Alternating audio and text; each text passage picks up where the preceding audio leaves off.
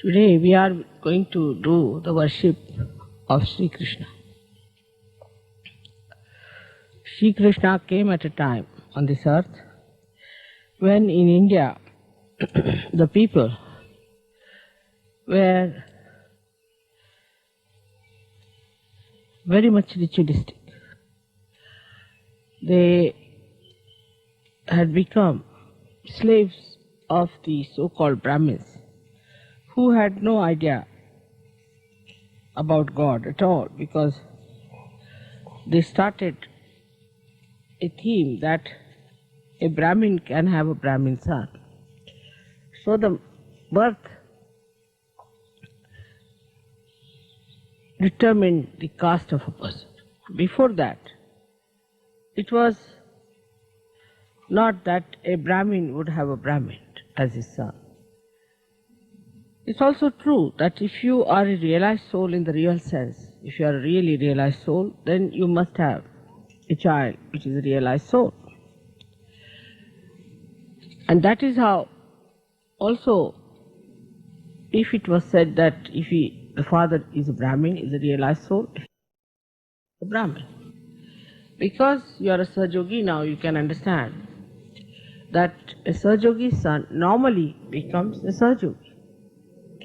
So it was agreed that children of a Brahmin will be called as a Brahmin.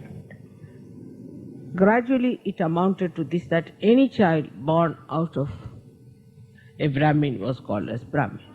Now we have seen that many Sahajogis also don't have realized souls as their children. Maybe their own karmas, maybe the child, anything it is. But even I have seen some Sahajogis having horribly devilish children. So it shows that it is not through your birth you can claim that you are a Brahmin or the one who has known the Brahma. Brahma is the all-pervading power. So you have to be a Brahmin by your karma, by what you do. That is how we have got Valmiki, who was just a fisherman. He wrote Ramayana, he was a great Brahmin.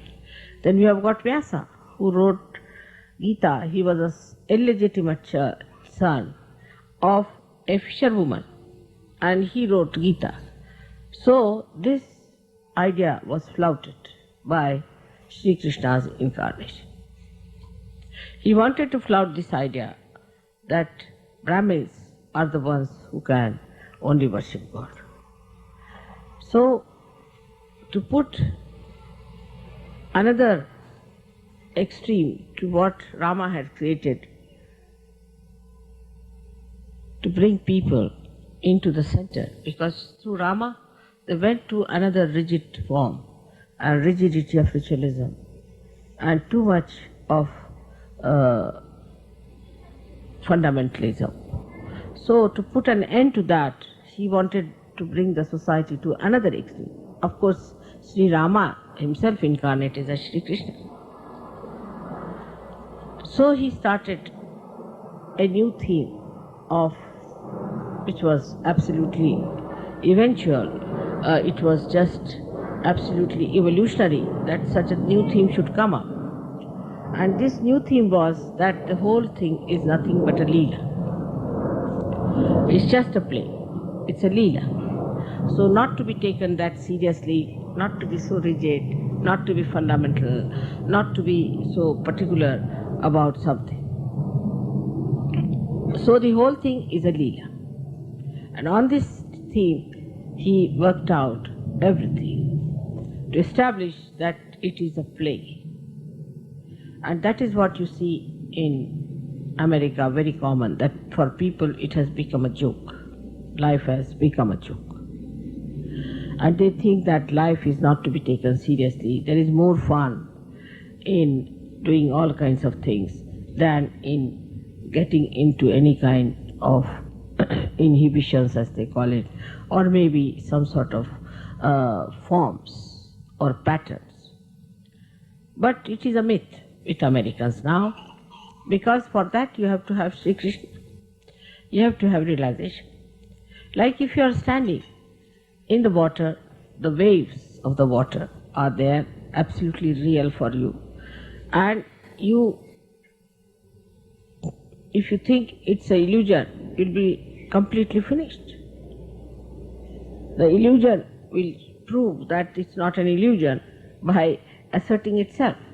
But if you are in the boat, then the water that is around is an illusion. So is the state at which you are. If you are in the state of self-realized mind, then everything is an illusion. But otherwise, it is not. It is a reality. So what they forgot this point, that you are not in that state to call it an illusion. So to call everything is an illusion is just to delude yourself, thinking that it's an illusion and doesn't matter what's wrong, so what? It's quite symbolic that in Sri Krishna's place this thing should be so commonly accepted, that everything is an illusion. So who is wrong? Who is bad? Nothing is wrong. There's nothing like evil, nothing like good. And some people go to that limit to say that there's nothing like a bhoot, nothing like a rakshasa, nothing like an evil force. Now for Sri Krishna, how did he look at things was this way, that for him even to kill a rakshasa was a play. To destroy a rakshasa was also a play. In that play, he was to be destroyed. So, he discriminated in a way that what play is to be destroyed, what not to be destroyed. The play of the evil he destroyed by his own play. So to say there was nothing evil is also wrong. Like even if you think everything is a play, what happens that your attitude towards it is like a spectator. You see the whole thing as a spectator. Like in a drama, you sit down and you watch everything as a spectator. But you know what is depicting tragedy and what is depicting comedy. You are not inert to that, then you are good for nothing. That doesn't mean that you become inert to that. You have a sense of discretion to know what is a comedy and what is a tragedy. But if you are an actor, then to you it is not a comedy or a tragedy, it is a work for you. If you are acting, then you are acting and you are an actor, you are involved in it. So it is not, for you do not know the distinction between the tragedy and the comedy. For you, you are just an actor as long as you are paid well. If you do your job well, then it's a comedy, otherwise it's a tragedy. So there are two types of awareness. Now of one of a spectator, another of the one who is in it. So one has to understand in that light that when Krishna said the whole thing is a play, he was meaning for him, not for others. For him it is a play, and that's why when they talk to you about the play and the illusion, you must tell him, then why did he kill Kamsa? Why did he kill Jarasandha? Why did he kill all the people who were following Kamsa? So to him it was a play, everything was a play, and he did it in his own attitude of a play. So the first thing, if you are awakened by Sri Krishna's powers, then the first thing that should happen to you is wisdom. Now the wisdom is something you cannot describe. You cannot say what is wisdom. It's very difficult to describe it or to delimit it. Wisdom is a temperament, is a quality of a personality, which comes to you by balancing yourself, by trial and error method. All traditional countries innately have much more wisdom than people who are not traditional. But Krishna broke all the traditions. That's why you people are here without much tradition. He broke all the traditions. But he was Sri Krishna, so he did not need any tradition at all. But for you, you have to understand from the people who have tradition what is wisdom. So we do trial and error. We make mistakes, from that we learn. But when the ego is so strong, in a country like America, when we do wrong, we do not want to accept it was wrong. It was against our assent. It was against our higher goals. We get satisfied with the lower goals. Like I've seen people who do some funny things in surgery. They don't realize that this is absolutely against them. Whatever they are doing is against them. They should not do this. This was wrong to do it. On the contrary, they catch on the left Vishuddhi. That is another catch they have on the Vishuddhi chakra. So, because you are indiscreet, you do wrong things. To develop discretion, outcome of all this is discretion. You make mistakes. When you make mistakes, instead of developing the discretion about it, that this was a mistake, next time we should not do it, facing up to it, what we do is to feel guilty about it, so you escape it, spoiling the other chakra also. That is how people get a problem on the left Vishuddhi. And left Vishuddhi is that you feel guilty. It's very good to feel guilty than to do anything about it. Well, that's the best way to escape it. Actually, we have seen that mostly left Vishuddhi comes from ego. When ego is too much, you can't bear your ego, so you put it in the guilty side of it. And you say, I'm very guilty, I should not have done it. Now the another side, which is also very dangerous, is the right Vishuddhi. Right Vishuddhi is the one by which we try to justify all our indiscreet behavior. So what's wrong? What is wrong in this? So what? All these things are right Vishuddhi problems. So it's very common. You tell somebody that it is wrong to do. For example, they paint their hair. You tell them don't do this, it will spoil your eyes. They will say, so what? We have a right to spoil ourselves. We have a right to destroy ourselves. As if they are Shri Krishna that they can destroy themselves, can they? They cannot even create a little ant. Leave alone ant. They can't even create a stone. And how do they have right to destroy themselves? So this is the right side thing, where we think that we have the right to destroy. As I told you about eyes yesterday, it's very important that eyes are the ones which gives you the play of Sri Krishna, the power of Sri Krishna. Even a glance, a little glance of a person who has Krishna consciousness, as they call it, if he has Krishna consciousness, then should be able to awaken the Kundalini, should be able to redeem, should be able to comfort, should be able to cure anyone. Even a glance, a side glance can do it, if it has Krishna consciousness. But not self-certified ones who say we are Krishna consciousness all the time, taking the name of Shri Krishna or any mantra. So on the left-hand side, the escape is feeling guilty. When you feel guilty, they try to find out some method of expression. So they say they go to some guru, and then the guru gives them some sort of a mantra, and they accept that mantra, they go on saying. As a result of that, they catch more on the left Vishuddhi. Because if you go on saying mantra without the connection, you get completely caught up. So the left Vishuddhi is again gone, and your mantras are absolutely useless, they are destroying time. Actually, many people I have seen who get to heart attacks, who get anginas, and also who get cancer are the people who have been doing mantras like this without the connection with the divine. If you are not connected, say for example, this is not connected and I start using it too much, it will get spoiled.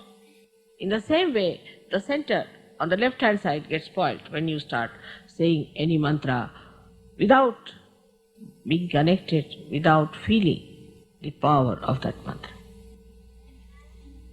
So in Sahaja Yoga, we've got mantras to neutralize these mantras on the left hand side. Right hand side comes when we talk big. It's a common thing with your politicians, they talk very big. They think they are very responsible people and do all irresponsible things.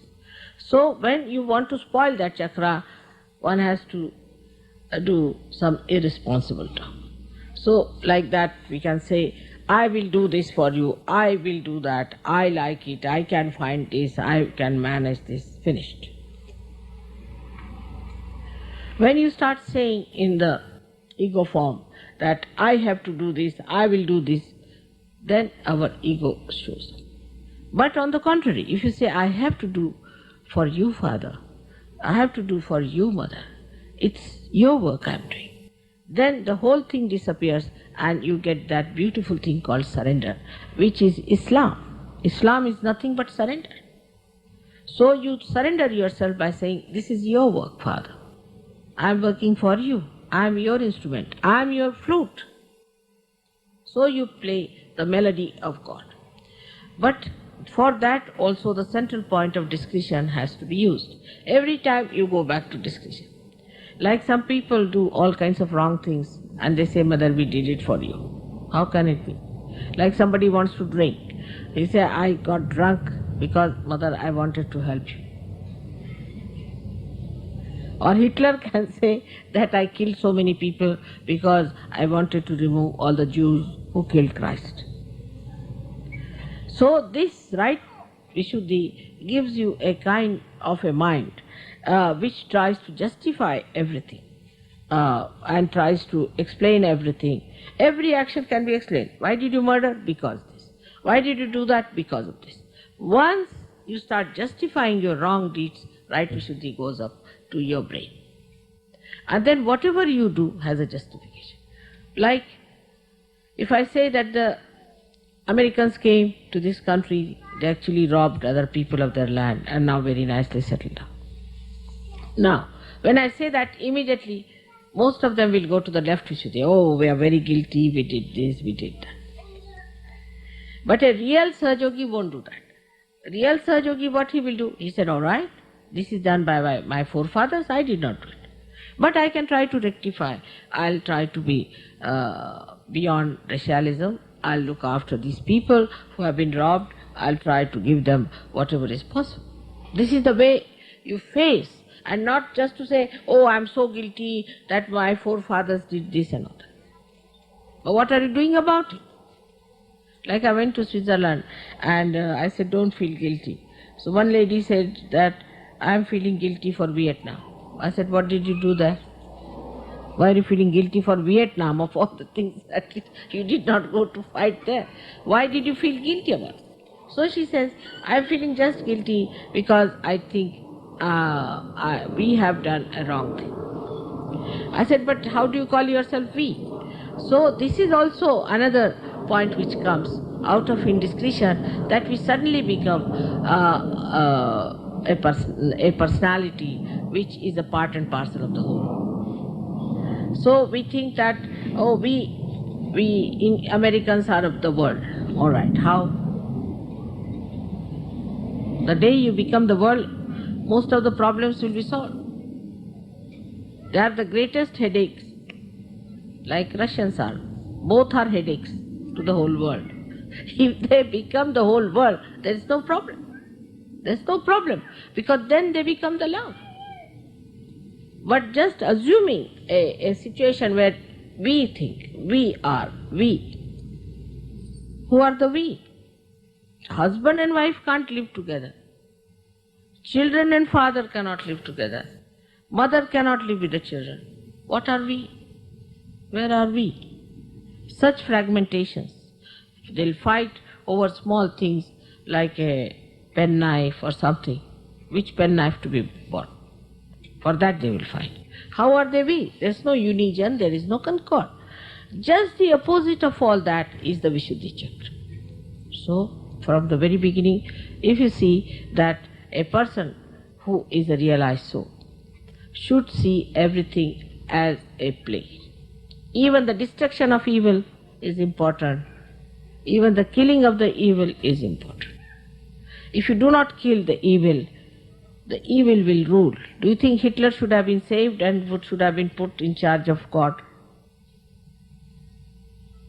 He is saved by killing him. Because he was destroyed, because everything was destroyed, he saved. This is to be understood in his life, Krishna's life, that this is first thing happens. So that for you people, evil is to be finished. So what you have to pray, that, oh Lord, finish all the evil of the world, all the destruction of the world, all the minds which build up our destruction, please try to neutralize it. This is what a Sahaja Yogi should ask for. Instead of that, they try to sometimes identify themselves with these ideas. That's not correct. You have to stand up and you have to say that is wrong. We are not to destroy anyone. We are not to kill anybody. We have no right. So when Krishna told Arjuna that you kill everyone who are related to you, who are your friends and who look like your gurus, but they are already dead. It was Shri Krishna who said. It was the incarnation of Shri Krishna said it. That doesn't mean that you start killing everybody, becoming Arjuna. You are not Arjuna. That is how Anand Marg, organization came up. We started killing everyone, thinking that they have a right to kill. How? You have no sense of right and wrong. How can you kill anyone? Or how can you save anyone? First of all, try to save instead of killing. Supposing you are faced with a boat which is in danger, people are getting drowned, and you find that you have to save the people. Will you kill the people there, or you try to salvage them? There is no occasion for killing now. You don't have to worry about killing. Let God do that job. What you have to do is to save people. You have to save as many as possible all the time. And those who are wrong type of people, you just forget about them. You just move them out. Take them away. Have nothing to do with them. Do what you like, but do not kill them. So that is one thing one has to understand at Sahaja Yoga. That you are not here to kill anyone, to destroy anyone, to trouble anyone, or to do something that is not proper. Even there is no need to say harsh words. God is going to look after. He's so anxious today. You are on the stage and He's so anxious to help you in every way because you are doing His work. But doing His work, you don't take up His sword into your hands and start killing everyone. That's a very common thing. We do it in Sahaja Yoga. I've seen people become very aggressive.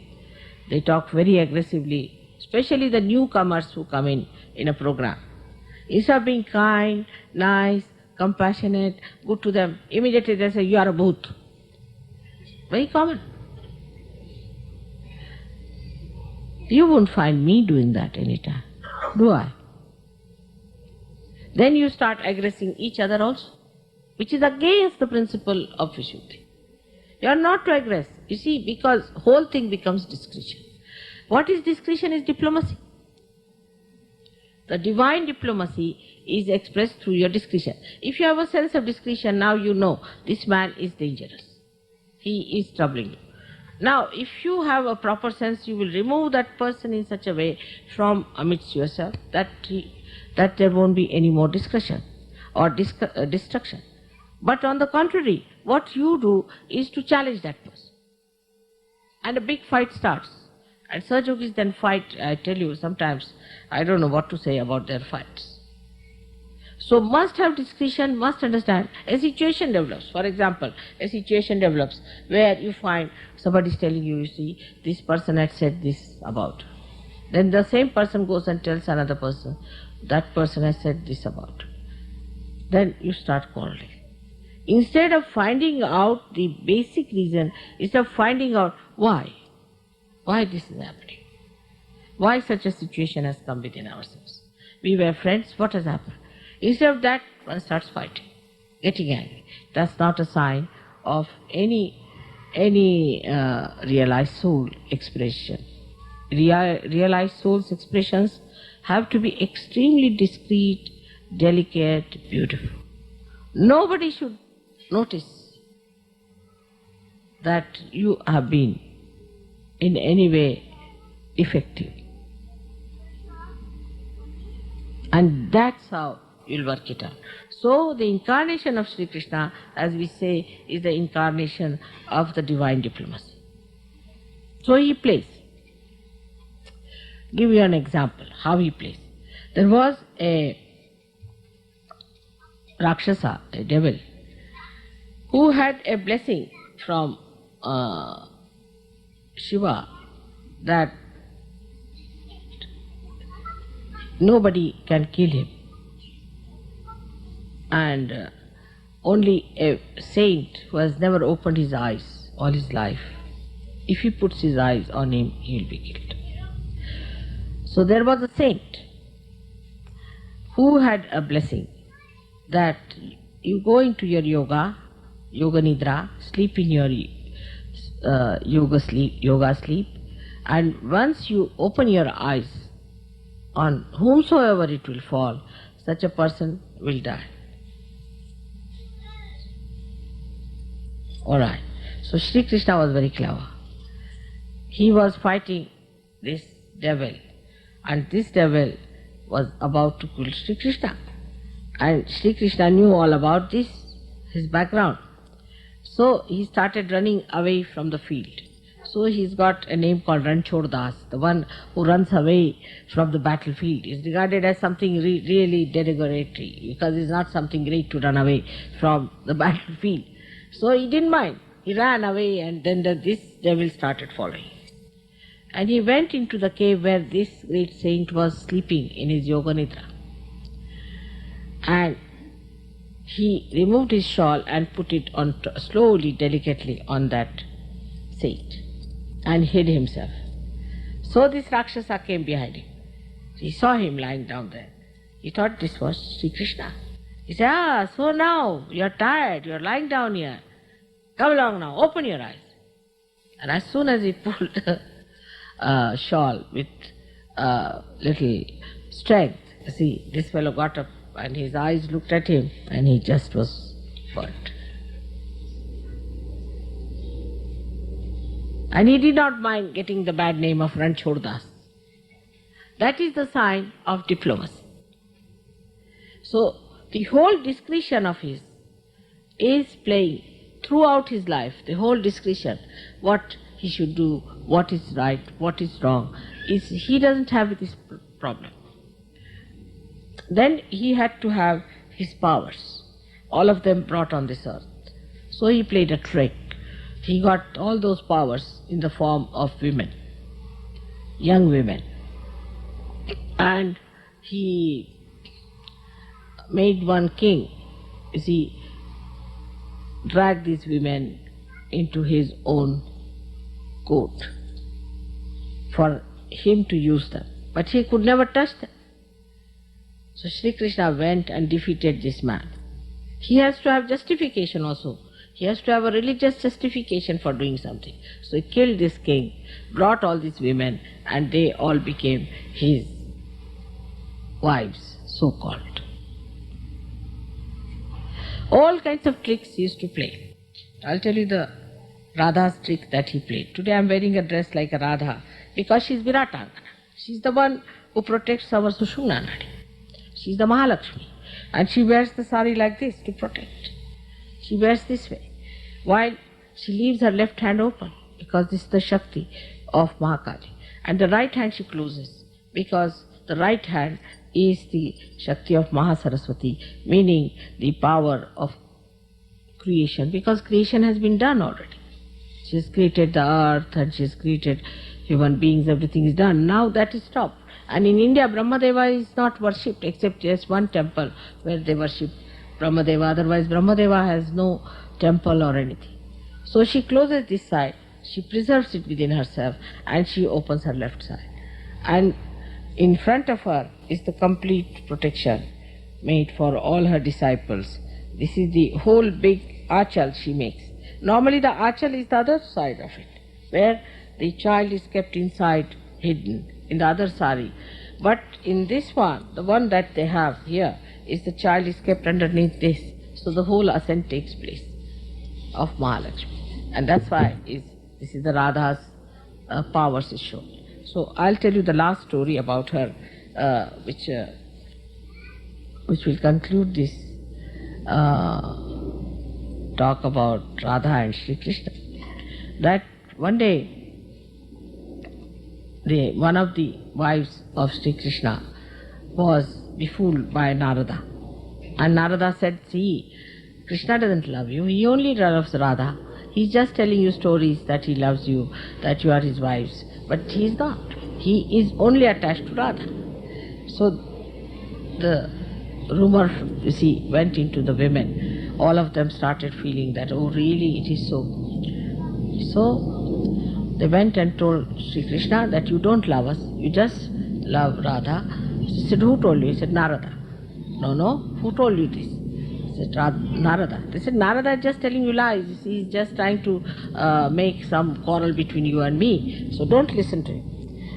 They said, no, it's true. We can prove it. He said, all right. I don't know that, but just now got terrible pain in the stomach. Terrible pain. I can't get over it. So they got all worried. They said, what's the matter? What sort of a pain it is? What can we do to overcome this pain? He said, there's a very simple thing that you'll have to give me the dust of your feet to drink. If you can take out the dust of your feet and give me to drink, then I'll be saved. So these ladies used their brains. They said that already he doesn't love us, and then if we give him the dust of our feet, we'll be committing sins, and then it is going to be much worse. So what's the use of playing into his hands? He's very diplomatic. It's better to forget about it. He said, no, we don't want to do such a sinful thing. It's to give you the dust of our feet. It's not non-protocolish. We have nothing to do like that. You don't teach us all bad things. See, so they stopped it. So Narada came, he said, now what to do, how to get rid of your pain in the stomach? He said, there's only way out, you go to Radha and tell her that I've got a pain in the stomach and this is the medicine. So he went to Radhaji and he said to her that, you see, Shri Krishna is very sick, he has got pain in the stomach, and what you have to do is to give the dust of your feet. She said, yes, why not? Take it. For that pain, of course, why not? So he said, aren't you worried about your punyas? Aren't you worried that you are committing sin? He said, you don't know this Shri Krishna. He has no sense of sin at all. He makes me do sin morning till evening. What am I to worry about sins? I am not going to worry about that. You better take this for him. This is his worry. So he took the dust of Radha's feet and took it down to Shri Krishna. Shri Krishna, did she give you? He said, did she give you? He said, yes, she has. I'm surprised. But she's not worried about her sins. She's not worried. He said, that I know. So he said, but how do you explain? He said, you will understand just now. He took the dust of Radha's feet. You see, Radha's feet were dusted or were full of dust of Vrindavan. And Vrindavan has got yellow kind of clay. You see, the soil is yellowish, and the whole yellow thing was on her feet, which he removed and took it. So when Shri Krishna drank that dust, Narada saw in the heart of Shri Krishna, Radha was lying down and playing with her feet on the lotus of his heart. The lotus had the pollen. The pollen of the lotus was touching her feet and was making it yellow. That's what she said, that what is it when I'm in his heart? My feet are in his heart. So what is the sin I can commit? And when the ladies heard this, they realized that their idea about Shri Krishna is still not sufficient. They have to be Radha to understand it. And this is how he plays diplomacy. A simple tricks here and there by which he did it. And to introduce the beauty of Leela, he started Ras. Ras is Ra is energy, Sa means with. So he made Radha dance, stand there with him, give him the power, and everybody danced. And they looked like as if Radha and Krishna are dancing. And this is what he started. And then to make it, culminate it, he made a festival of Holi, in which he said, abandon everything. For a minute you abandon everything. And that abandonment has now become that's for only one day you have to abandon. Here it has become a year-long Holi. So people are busy with an year-long Holi without Shri Krishna and Radha. So what will be the situation of such a place? And that's why I think what happens, that when you try to attract others by all these stupid things, only the bhoots are to get attracted, and they get into you.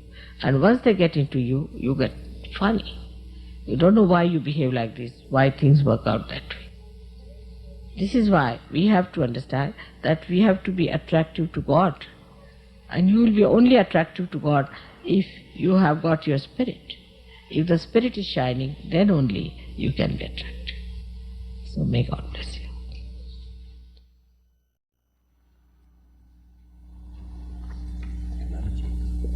Can we start with the English version? Can I read this to you?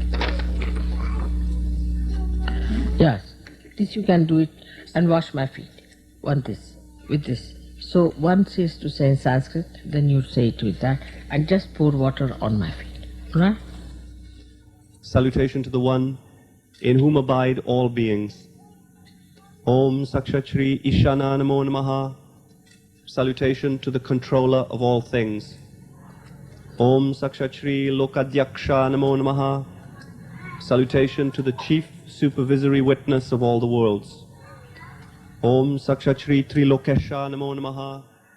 Salutation to the Lord of the three worlds. Om Sakshachri Jagat Swami Namo Namaha. Salutation to the Master of the Universe. Om Sakshachri Yuga Varta Namo Namaha. Salutation to the one who makes the yugas turn. Om Sakshachri Vishtara Namo Namaha. Salutation to the one in whom all worlds are expanded.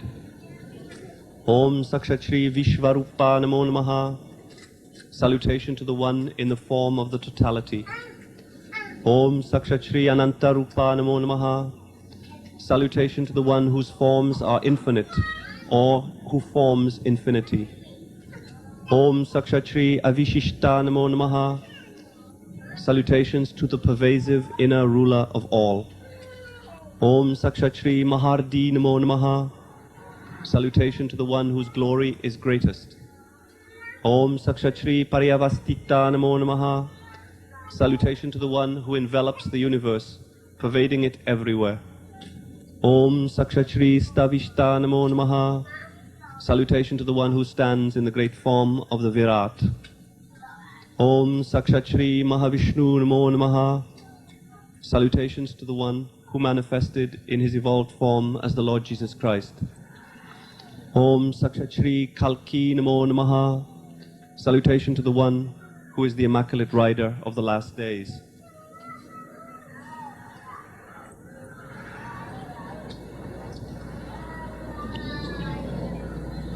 Let us all take together the mantra to Shri Radha Krishna.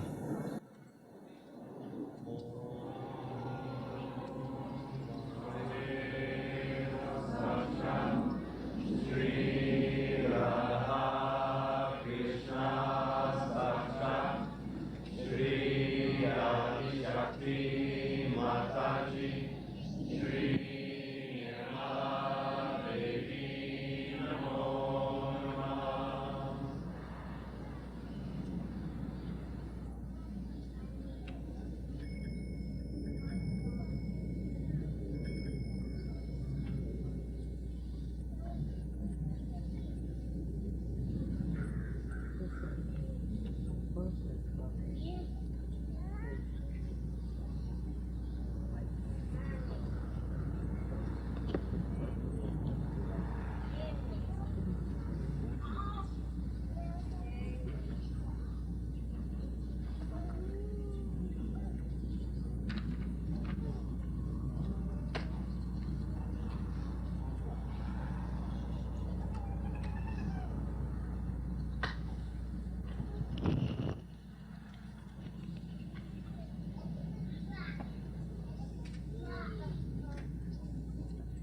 This is Shri Krishna's. And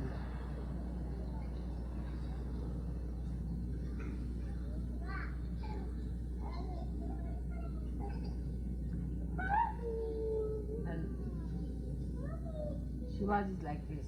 It makes a cross.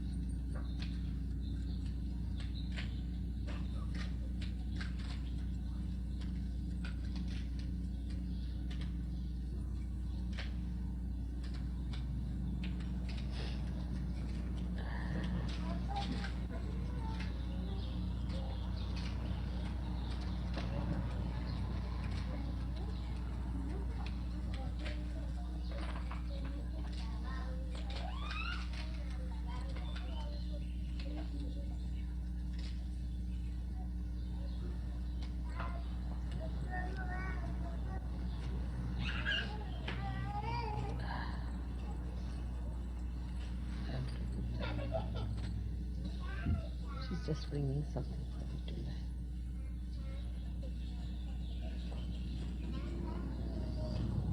Mal has given something.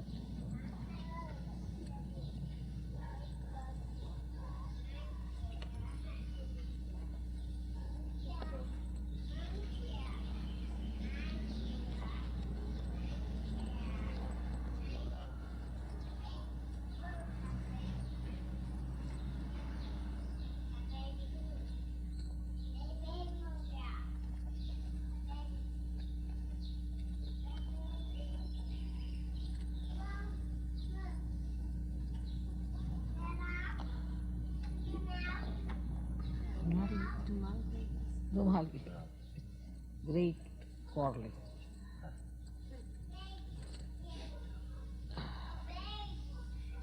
You have to hold the mirror and you tie it up. Still you tie that.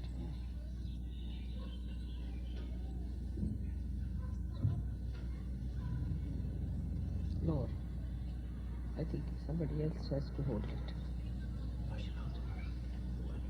Lower. Put it lower.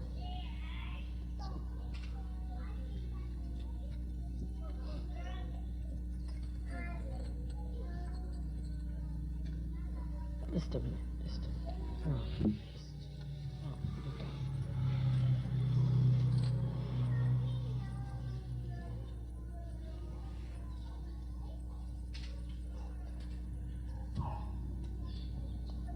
Hold it tight.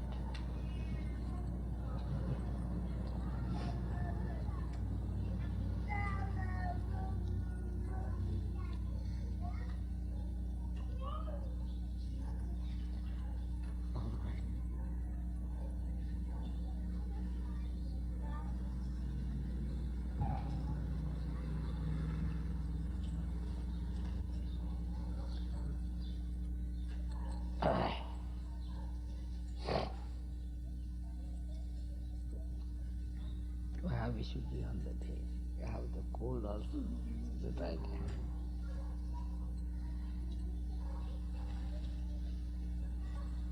Can I help you? Oil. Soft. Soft. Show me. No, soft.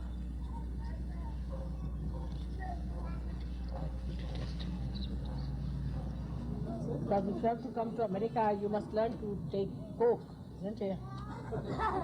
And eat ice cream as well. Eat ice cream as well. Become like that, isn't it? When Krishna was playing with the boys who were looking after the herds of cows, he had to take to butter. So now when you come to America, you have to take Coke. So better to have Diet Coke. And if you go to Italy, you have to eat pizzas.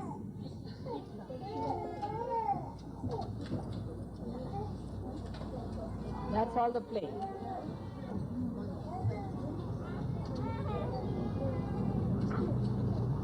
Now, let's have it. The play.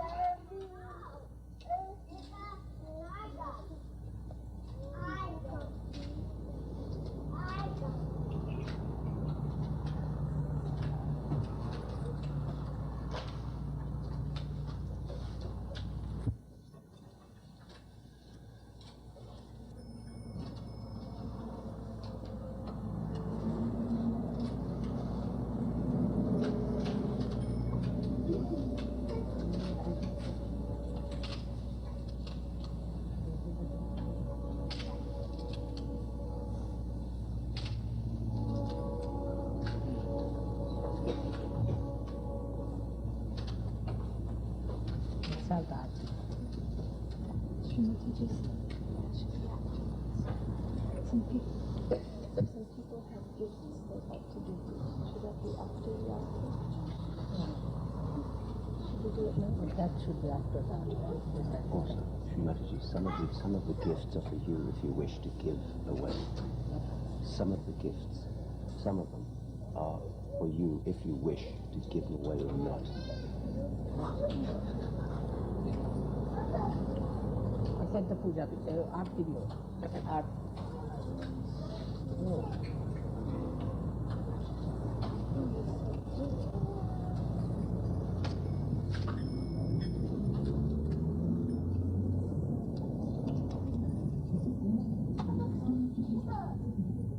And this is how he lifted.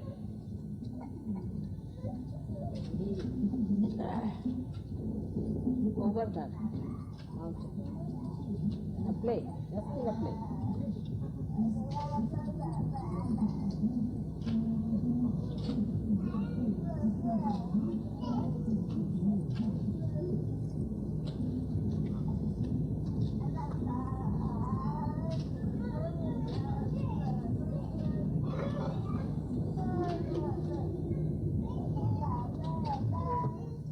I want to take the fast food rather difficult with all this. But later on we can have it.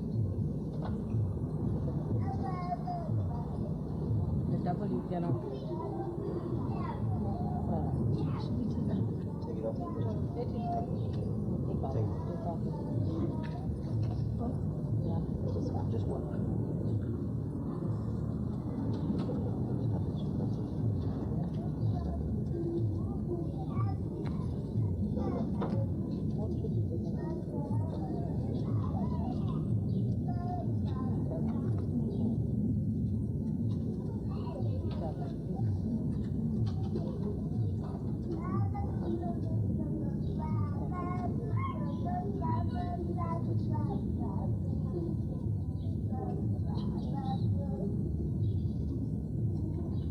What should we do? Just take the feet now. Just the feet. Take the rolls out. So this way. No, that's all right. Take the rows out. Yes, that's all. So because now that we are just for the feet.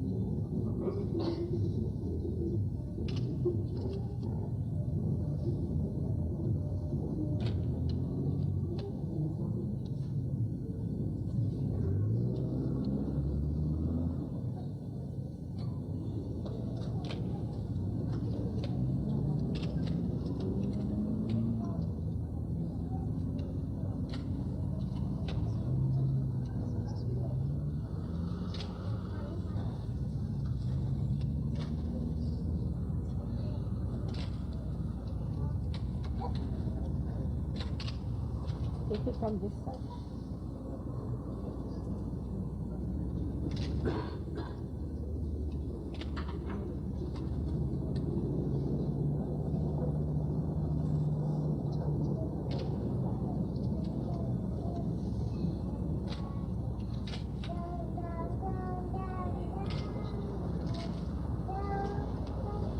Want to take? Can it?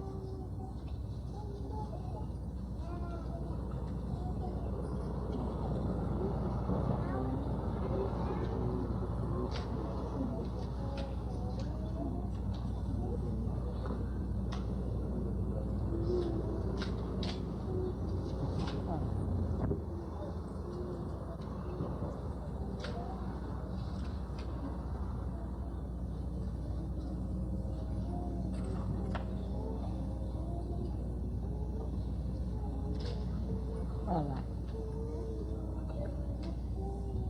Now, we do the art.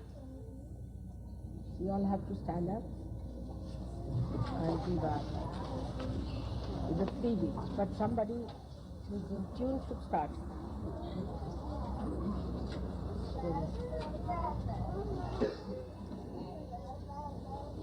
Call your husband.